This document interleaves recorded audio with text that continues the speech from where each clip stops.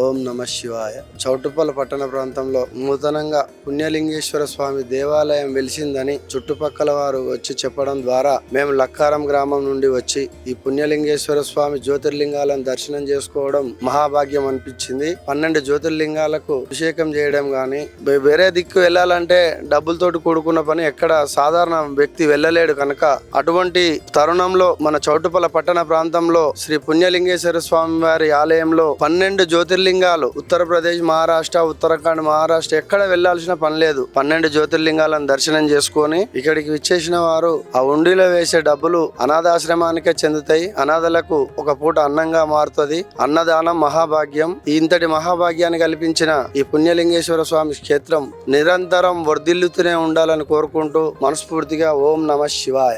మానవ సేవే మాధవ సేవ అనే మాటకు నిజరూపమిస్తూ అయినవారంటూ ఎవరూ లేని దిక్కులేని అనాథలను చేరదీసి సేవ చేస్తున్న అమ్మానాన్న అనాథ ఆశ్రమాన్ని సందర్శించి మీ వంతు సాయం చేసి పుణ్యం కట్టుకోండి. మీ ఇంట జరిగే పుట్టినరోజులు, పెళ్లి రోజుల వేళ అనాథలకు శక్తిమేర అన్నదానం చేసి మానవత్వం చాటండి. ఈ అనాథల మనుగడ కోసమే కట్టిన పుణ్యలింగేశ్వర స్వామిని దర్శించి మనోభీష్టాలు నెరవేర్చుకోండి. మీరు హుండీలో వేసే ప్రతి రూపాయి ఈ అభాగ్యుల అన్నదానానికి వినియోగించడం ఆశ్రమ వ్యవస్థాపకులు శ్రీశంకర